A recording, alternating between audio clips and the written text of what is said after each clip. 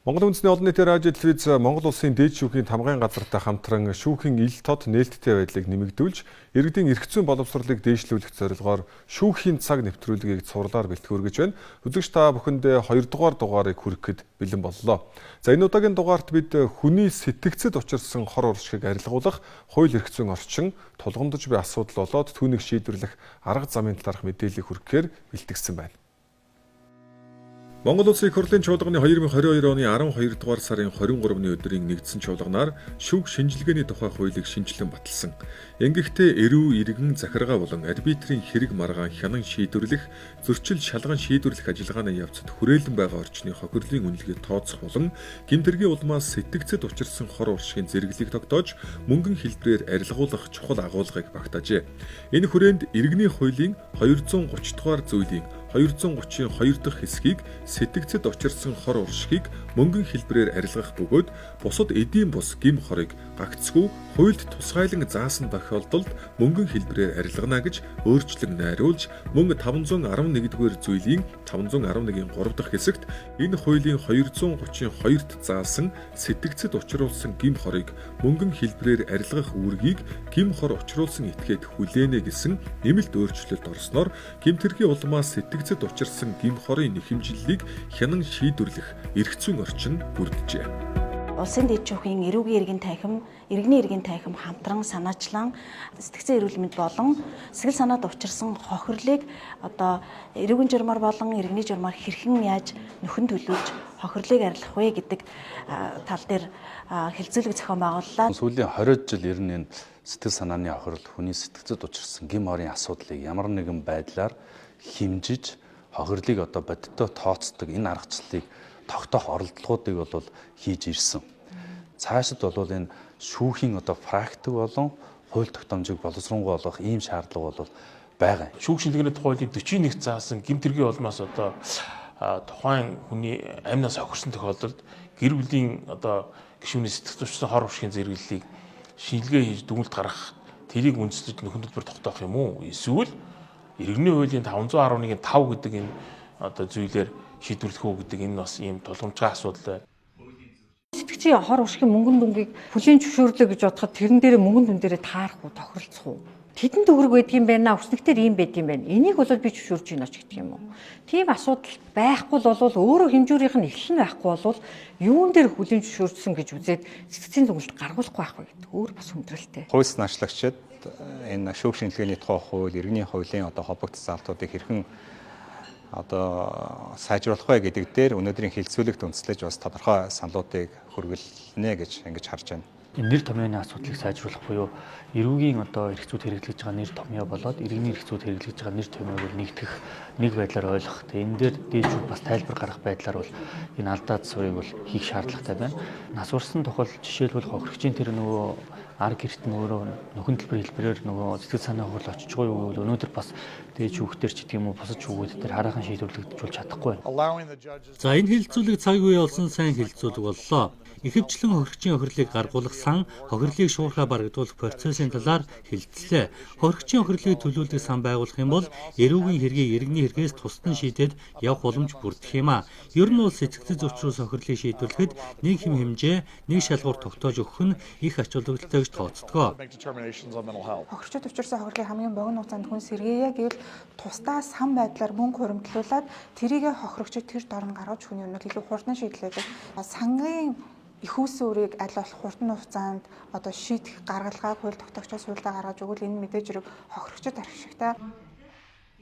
Сэтгцийн хор уршигын зэрэглэл тогтоох, мөнгөн хэлбэрээр арилгуулахтай холбоотой хууль тогтоомжийг судалж үзэхэд шүүх шинжилгээний тухай хуулийн 40-р зүйлд гэмт хэргийн хохирогчид учирсан сэтгцийн хор уршигын зэрэглэл тогтоох шинжилгээ хийх үндэслэл, журмыг хуульчилсан бол дүгнэлт гаргах, журмыг хууль зүйн болон эрүүл мэндийн асуудал эрхэлсэн засгийн газрын гишүүн хамтран батлахаар нөхөн төлбөрийн хэмжээг шүүхийн тухай хуулийн 25 дугаар зүйлийн 25-ын 8-ын 9-т заасан бүрэн эрхийн хүрээнд улсын дээд шүүхээс баталсан жишг аргачлалыг баримтлан шийдвэрлэхээр хуульчилжээ.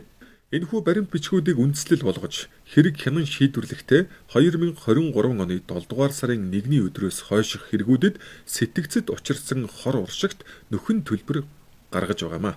2024 оны 1-р сарын 1-ний өдрөөс 2025 оны 5-р сарын 1-ний өдөр хүртэлх хугацаанд шүүхийн шийдвэрийн цахим санд байршсан эрүүгийн хэргийн анхан шатны шүүхийн шийдвэрүүдийг судалж үзэхэд гэмт хэргийн улмаас хүний сэтгцэд учирсан хор уршигыг нөхөн төлөөлөхтэй холбоотой нийт 1162 хэргийг хянан шийдвэрлэжээ. Үүнээс сэтгцийн хор уршигын нөхөн төлбөрийг нийт хэргийн 4.6% буюу 54 хэрэгт төлсөн байна. Хяналтын шатны шүүх хуралдаанаар 2024 оноос 2025 оны 5-р сарын 1-ний өдрийн байдлаар нийт сэтгцэд учирсан хор уршигыг арилгуулахтай холбоотой 35 хэргийг хянан шийдвэрлэсэн. Энэ хэрэгүүдийг зүйлчиллээр нь нэрэвчлэн үзвэл хүнийг алах гэмт хэрэг 12, хүний эрүүл мэндэд хүнд хохирол санаатай учруулах хэрэг 1, хүний эрүүл мэндэд хөнгөн хохирол санаатай учруулах хэрэг 5, эмнэлгийн тусламж үзүүлэхгүй байх хэрэг 3, хууль бусаар үр хөндөх хэрэг 1, малын хулгайн хэрэг 1, хууль бусаар эмнэлгийн хэрэгслийг импортлсон худалдсан хэрэг 1, тээврийн хэрэгслийн аюулгүй байдал, ашиглалтын журам зөрчих хэрэг 11 байна. Монгол Улсын шүүхийн тухай хуульд бүх шатны шүүгчдээс бүрдсэн нийт шүүгчийн чуулганыг 2 жил тутам зохион байгуулна гэж заасны дагуу энэ онд буюу 2025 онд нийт шүүгчийн 3 дугаар чуулганыг зохион байгуулахаар бэлтгэл ажлыг эхлүүлжээ. За нийт шүүгчийн 3 дугаар чуулган зохион байгуулах ажлын хэсгийн ахлагчаар улсын дээд шүүхийн эрүүгийн хэргийн танхимын шүүгч Бат Цэрэнг томилсон байна.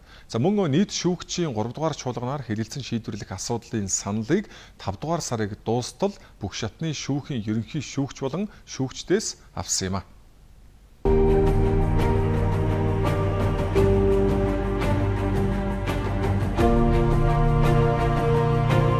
Шүүх эрх мэдлийг хэрэгжүүлэгч эрхэм шүүгч нарын сонорт.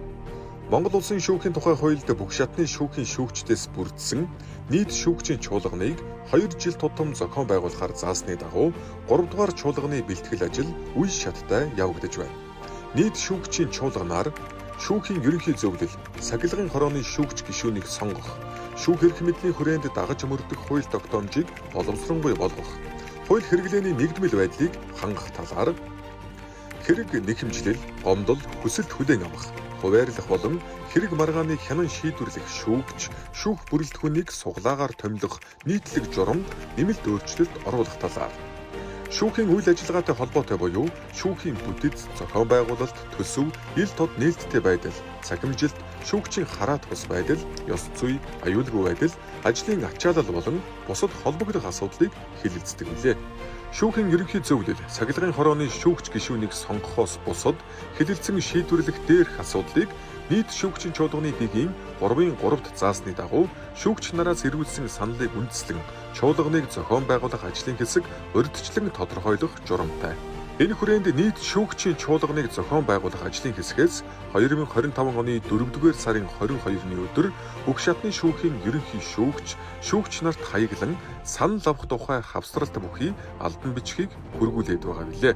Иймд нийт шүүгчийн 3 дугаар чуулганаар хэлэлцэн шийдвэрлэх асуудлыг Монгол Улсын шүүхийн тухай хуулийн 22 дугаар зүйлийн 2, 4, 5 дахь заалтад заасны дагуу тус тусын шүүхийн шүүгчдийн зөвлөгөөнөөр хэлэлцэж, шүүгч нарын гаргасан үндэслэл бүхий саналыг хавсралт дахь хүснэгтийн дагуу нэгтгэн 2025 оны 5 дугаар сарын 30-ны өдөрт багтаан админ жажс цэгийн цахим шуудангаар ирүүлэхийг бүх шатны шүүхийн ерөнхий шүүгч болон шүүгч нарт мэдэгдэе. Нийт шүүгчийн 3 дугаар чуулганыг зохион байгуулах ажлын хэсэг.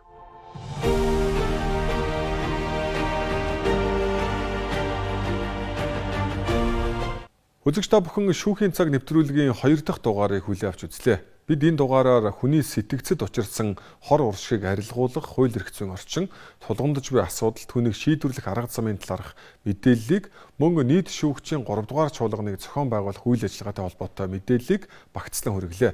Дараагийн дугаарт үзэгч таны эрх зүйн боловсролыг дээшлүүлэх чухал мэдээллүүдийг дамжуулах болно. Дараагийн дугаараар иргэн уулзтлаа. Түр баяртай үзэгчтэй.